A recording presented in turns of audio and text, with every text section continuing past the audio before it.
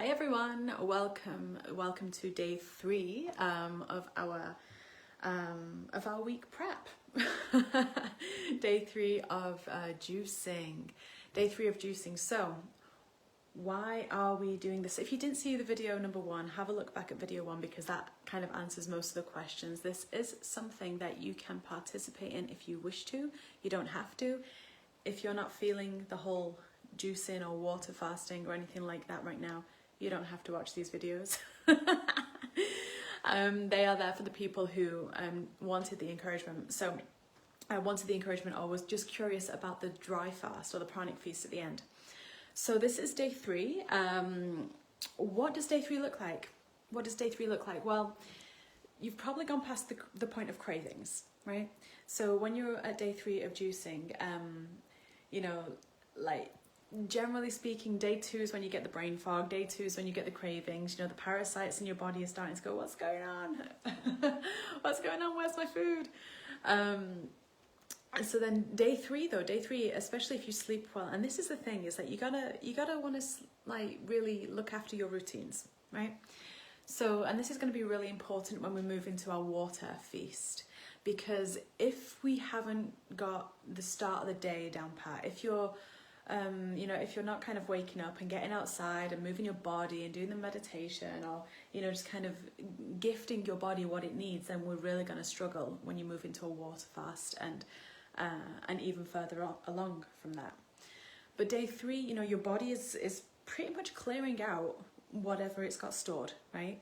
So, you know, because it's a feast rather than a fast, I'm drinking quite a lot. You know, so I mean, if I look in my sink already, I've got like 4 bottles, and that's not including the ones I've already washed. So and you know, not including the water I've also drank as well.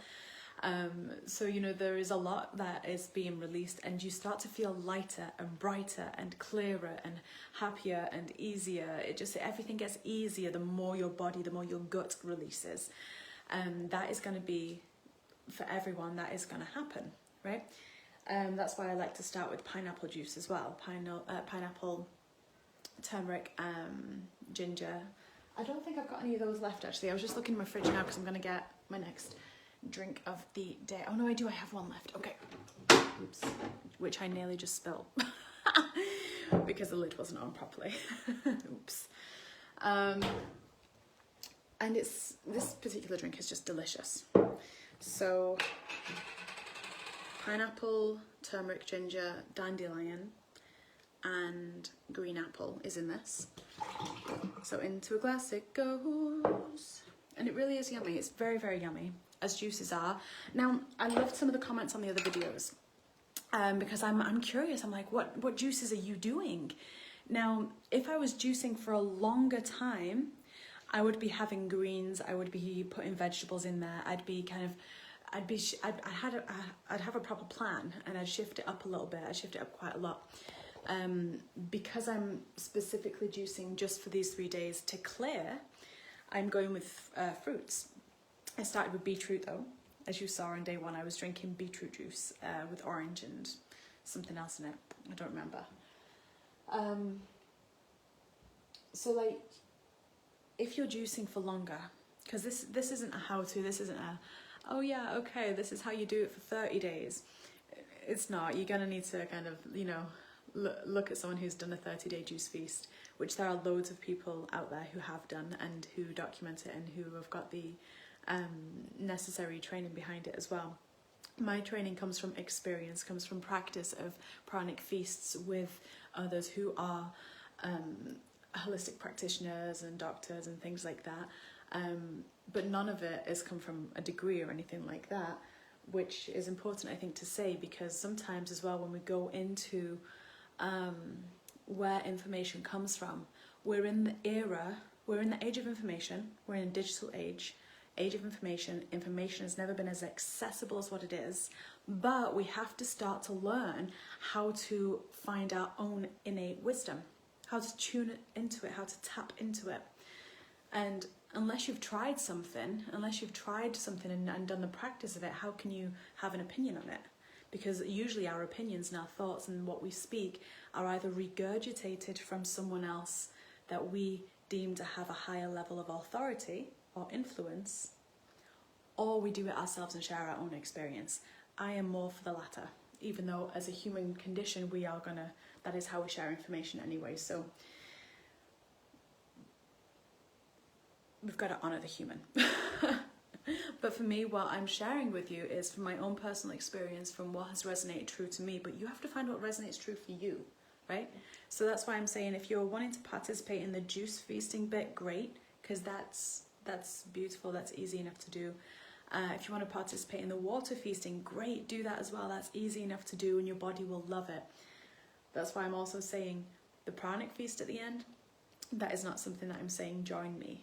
I'm not saying that for the Pranic feast, simply because I am not there doing a workshop for you every 4 hours, which is usually the setup that I have when I'm doing Pranic feasts, is we're in a beautiful setup where there are, 20, 30, 40, 50, 60 of us all doing a Pranic feast, and albeit it is online usually, but every 4 hours there is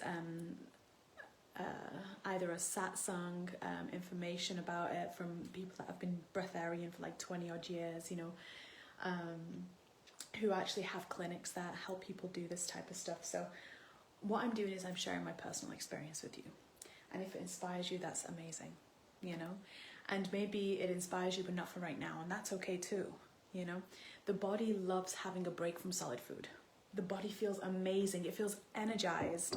The last time that I did a longer type of feast was just after the summer solstice, so a few months ago, and I did a 3.5 day Pranic feast, and I juiced the week before to prepare for it. And the juicing was a little bit challenging because that's when all the stuff starts to come up. If you're preparing your body right, that's when the stuff starts to come up, But when I was actually in the Pranic feast, for the 4 days that I was working with solar energy, that I was working with my own inner prana, that I was cultivating it myself, and and nourishing myself through the elements and through just living and actually being alive, I felt so stable, so grounded, so anchored in my light, that it's one of those things that if you can get over the mental hurdles that you need to, it feels absolutely incredible. It does. And when everyone else at that point in time was having absolute meltdowns emotionally and mentally because of all the energy and everything coming up for everyone, I was there having a wonderful weekend going, oh, okay. But anyway, let's get back to it. So I'm on day 3 right now. Some of you may be doing the same thing. I loved that someone was sharing that their juices that they're making is whatever they had accessible. And that's great. That's it. Tune into the body, see what's accessible. Don't stress out too much if something isn't. It's not meant to be. Don't stress out too much. The body knows how to be resourceful and how to. The body's an alchemist. The body is an alchemist. So just enjoy what you're offering yourself. There's no scarcity of abundance in this world. And the reason why that's coming up is because, there are lots of excuses we can give ourselves. Lots of excuses we can give ourselves about whether we have the finances for it, or whether we have the equipment for it, or whether we have the right fruits or vegetables. Don't worry about it. Don't worry about it. Just, gift yourself. Gift yourself. Scarcity mindset is a really interesting thing, because the root chakra, the sacral, the solar plexus, from there downwards, really, you're looking at the whole digestive system. So when you go on a juice feast, a water feast, a pranic feast, when you do any of those practices, you're going to start to clear out the old beliefs. Root and the colon, of course, goes right down, and the root is where we eliminate from. And that is where most of the build-up of toxic waste in our body from what we've eaten and consumed stores. When you start to clear out all of that, you're also clearing limiting beliefs. You're clearing the illusion that we have a limited amount of things. It's like a big one in the world right now is abundance, housing costs, energy costs, food costs, whether it's available, things like that. But the really interesting thing is that, you know, when money came about, do you think they shipped it in from another planet? No, they printed it, they made it. So there isn't actually scarcity of it, you know? Just like there's not scarcity of anything else in the world. The earth is cyclical in nature. She's a complete ecosystem, the earth. She shows you this every time the leaves fall off the tree and every time it bears fruit, you know? Complete ecosystem. The body is the same. The body is the same. It's a complete ecosystem. So, that being said, we also have to know how to nourish the body. So this is a time that if you haven't been putting in a practice of movement, you saw I did my Kung Fu class yesterday, still did my Kung Fu class, I'm still going to kickboxing this week, you know. I even said to the Shifu at Kung Fu, because she was like, don't miss any more classes, because I missed a couple of classes for tournaments that I had, and and she was like, don't miss any more classes, and I said, okay. I was like, I have to just kind of share with you, because obviously I'm not going about saying, oh, I'm juicing or I'm water fasting today. I don't do that. Unless I'm talking to a friend and they're offering me something to eat and I'm going, no, I'm not eating right now. But I was like, okay, I'm going to need to tell her, because that will be day 3 of my pranic feast. And movement has to be a part of your pranic feast. Movement has to be a part of your practice, your water feast. It has to be. You have to move the body. You have to meditate, whether that's doing qigong, tai chi, yoga, whether that is a walking meditation, just getting outside. You have to get these practices in. That is your nourishment. That is your food. If you're not doing the things that looking after the body, you're going to struggle as you go into further days of a juice fast or a juice feast, further days of a water fast or water feast, and especially a pranic feast. Right, but it was really funny. She was like, don't miss another class, and the next one's going to be like on day 3 of a dry fast. So I said to her, I was like, okay, I'm going to be there, but I'm going to let you know, and I'm not going to tell the others this, but I'm going to let you know I'll be in a pranic feast, which means I won't have had any food or water for 3 days, which is fine, because I move anyway. You have to, because that's your nourishment. But the Kung Fu class is like the most intense thing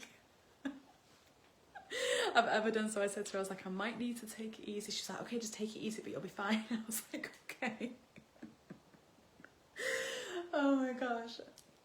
It's so funny when you kind of can have these open conversations with people that are either in the holistic world or have awareness that things like this is possible.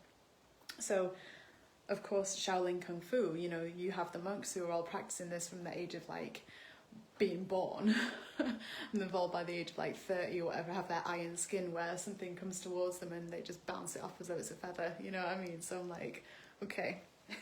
It was just a really funny conversation. I found it really funny. But saying that, day 3, I have still quite a bit of juice to go through. I may start tomorrow with juices if I still have some left. When I do my water fast or my water feast, I'm going to be drinking coconut water and filtered water, but coconut water, because it's living, because it's more living than the water out of the tap, with all the chemicals in the water out of the tap, right? So when I get onto my water feast, I'm going to be having coconut water and filtered water with fresh lemon in it. So that's going to be starting tomorrow, but I do want to honour the fruits that I've got here and the juices. I still have quite a fair amount of grape juice to go through and 2 melons to juice for tomorrow. So I might start tomorrow with juice still, and that's okay. But yeah, and then we go on to water. So wherever you're joining from, thank you so much for being here. Thank you so much for writing your questions. It's always a lot of fun to respond to them and to see what juices you're making right now, to see if you're going to do the water feast. It will be highly beneficial for anyone that is feeling intense energies right now. I'm just going to say it will be highly, highly, highly beneficial to do so in the run-up to this eclipse. Yep. Especially because you go through the dark moon before you get to the new moon. So all these, we are a solar system in our body as well. You can have people that kind of, you know, some people might deny the cosmic effects of things, but the moon influences the ocean and the sea, and that is the waters that move through us. So when we can, instead of denouncing solar influence or lunar influence or cosmic influence, when we recognize that it is a part of us but it doesn't have to be us or control us, then we start to actually get mastery and attain mastery over our actual presence, our being, our body, and how that temple, that instrument, is used as a channel for you, for your higher self, and whatever other energies come through. So for now, I have to dash. I'm going to drink my drink and I'm going to go back into my beautiful appointments that I have today. But I send you all so much love. I hope this video was helpful. You'll see it on the replay if you're just tuning in now. And any questions, let me know and I'll start answering them for tomorrow's video. Lots of love. Mwah. Bye for now.